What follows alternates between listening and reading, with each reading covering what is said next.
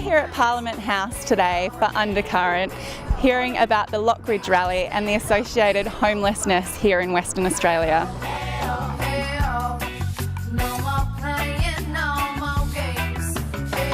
We are here today for our homeless folk.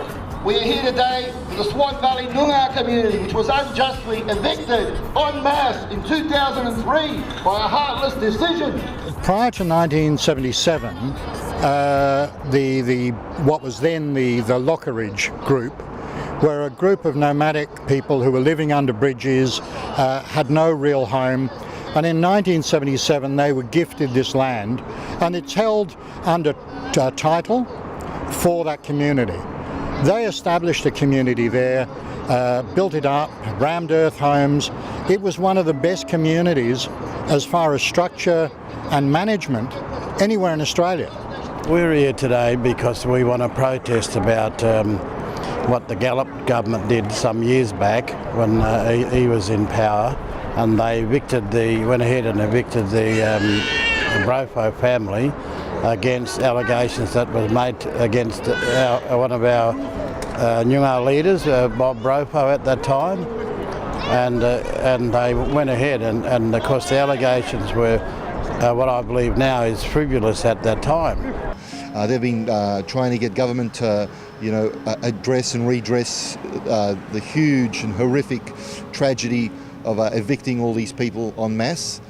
In 2003, we, along with Peter Foss, Derek Tomlinson and Paddy Embry from the then One Nation Party, opposed the Gallop move to close the Swan Valley. Why was we evicted?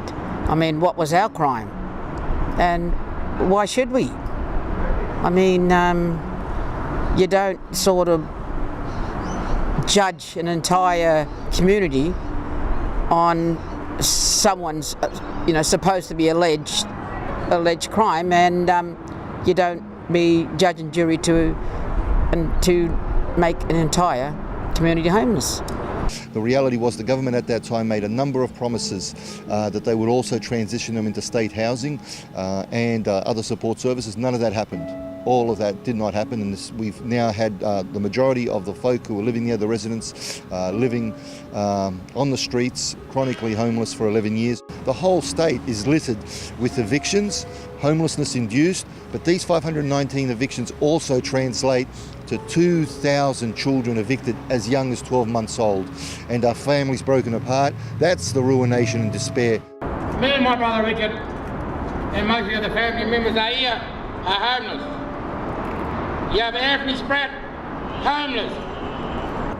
I think it was a political act against my father, who he was. If you become a public figure, you've got to be careful not to rock some boats, and unfortunately, to get rid of Dad, you attack him with something and then attack the community, and that is the only way that we will always seize it. But because the old man was a thorn in the government's side, and there was a great desire in the community and the media to prosecute somebody for, as a result of the Sue Gordon report, they targeted the Swan Valley community. The Swan Valley community is the home of the Swan Valley people, and that's where they should be. Well, the first thing that Undercurrent viewers can actually do is actually turn up solid in numbers. Always turn up. Come again and again and again to every rally, and at each ensuing rally bring more and more people. And that's what we need to do, and actually awash the community with awareness raising, with what's actually going on. They can all get involved, but if you don't turn up, then we don't signify to the rest of the community that we're not happy and we're averse, we're outraged to what is actually happening. Homelessness should never be induced. Homelessness has been induced. Who has it been induced by? Our very government. This is one of the few places left in the city of Perth where homeless people congregate for free medical treatment and for their soup kitchen.